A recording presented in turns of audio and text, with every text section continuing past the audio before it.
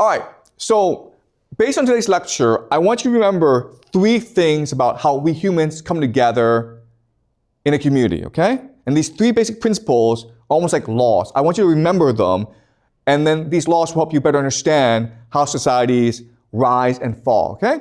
The first important principle I want you to remember is societies are fluid and dynamic. They're always changing over time, okay? They're never still.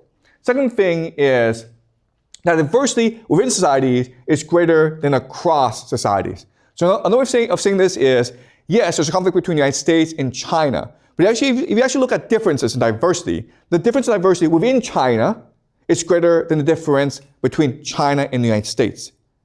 Okay, does that make sense?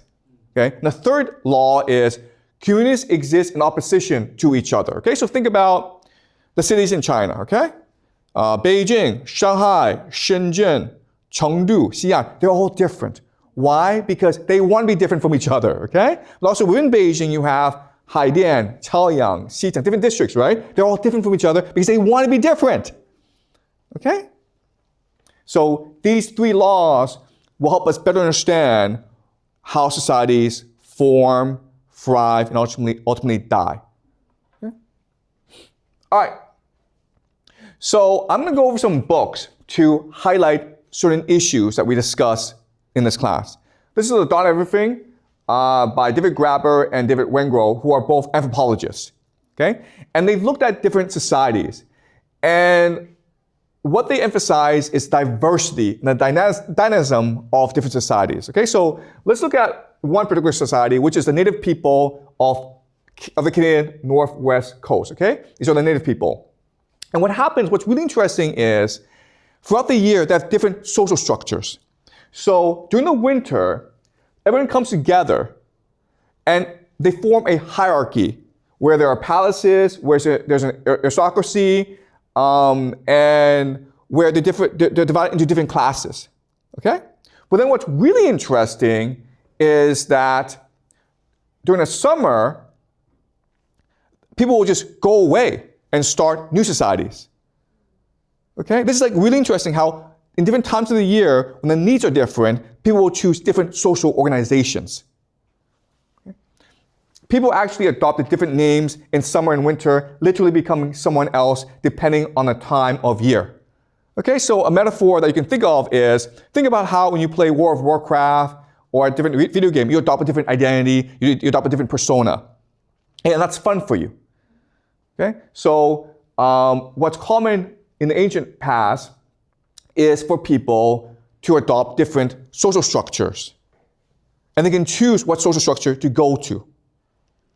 Okay? And certain communities still practice it today.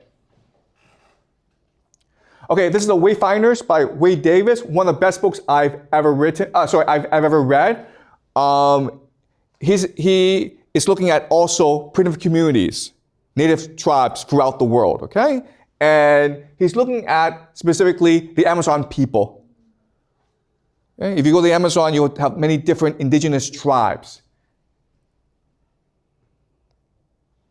Okay? So let's look at the religion. And as you can understand, and one thing that I will show you is that even though these people look simple, like, you know, they wear the same clothes and their life looks very simple, spiritually, they're very complex people. And they're very complex and sophisticated mythology, okay? So these are called people of the Anaconda, okay? In the beginning, before the creation of seasons, before the ancestral mother, Romikuma, woman shaman, opened her womb before her blood and breast milk gave rise to rivers and her ribs to the mountain ridges of the world. There was only chaos in the universe, okay? So there's this very complex mythology. I'm not gonna go through all of it, okay? But I will show you the picture of it. This is a universe that they've created from themselves. It is complete, it's unified, it's very complicated. And that's true for all mythologies. One thing that's really important for them is to maintain balance and harmony in the world, okay? So, like most primitive people, they believe there are different dimensions. And their role is to maintain harmony across these dimensions because that was what guaranteed a happy and prosperous life, okay? So let's read this together. The people living today in the forests of the Parapania, which is the Amazon, the entire natural world is saturated with meaning and cosmological significance. Every rock and waterfall embodies a story. Plants and animals are but distinct physical manifestations of the same essential spiritual essence. Okay? So every plant, every rock has a life force. And they appreciate the diversity, the complexity, the sophistication of different life forces, okay? So even though they can express themselves, they don't have a written language, their minds are extremely vibrant and dynamic and energetic. At the same time, everything is more than it appears, for the visible world is only one level of perception. Behind every tangible form, every plant and animal is a shadow dimension, a place invisible to ordinary people, but visible to the shaman. This is the realm of the He spirits, a world of deified ancestors where rocks and rivers are alive, plants and animals are human beings, sap and blood, the bodily fluids of the primary river of the Anaconda. Hidden in cataracts, behind the physical veil of waterfalls, in the very center of stones, are the great molakas of the He spirit, where everything is beautiful, the shining feathers, the coca, the calabash of tobacco, powdered, which is itself the skull and brain of the sun. Okay? You can see how the mythology is very complex and how they imbued it, embedded into their everyday life. Every day when they wake up and they see the world, they see a world of color, of energy, of change. Okay? All right. He continues, among the Bharasana, such renewal is the fundamental obligation of the living. In practice, this implies the Bharasana see the earth as potent, the forest as being alive with spiritual beings and ancestral powers. To live off the land is to embrace both its creative and destructive potential. Human beings, plants, and animals share the same cosmic origins, in a profound sense are seen as essentially identical, responsive to the same principles, obligated by the same duties, responsible for the collective well-being of creation. There's no separation between nature and culture. Without the forests and rivers, humans would perish. Without people, the natural world would have no order or meaning. All would be chaos. Thus, the norms that drive social behavior also define the manner in which human beings interact with the wild, the plants and animals.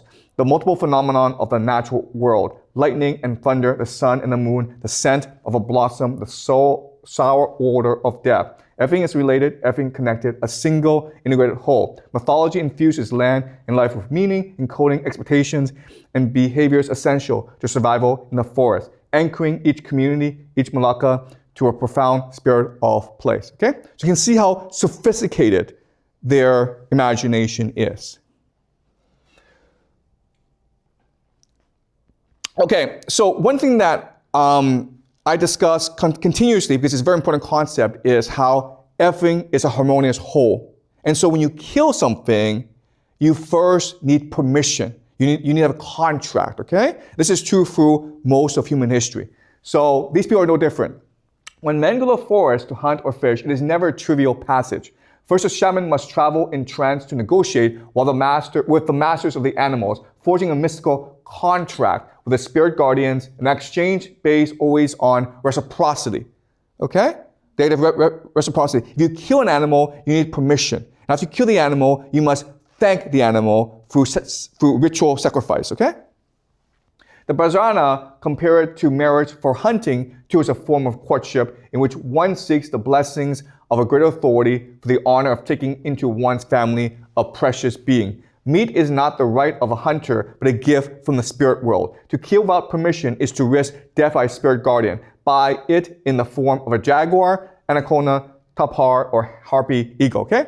So the concept here is karma, right? If you do evil, evil will come to you. Okay, so it's important to maintain harmony.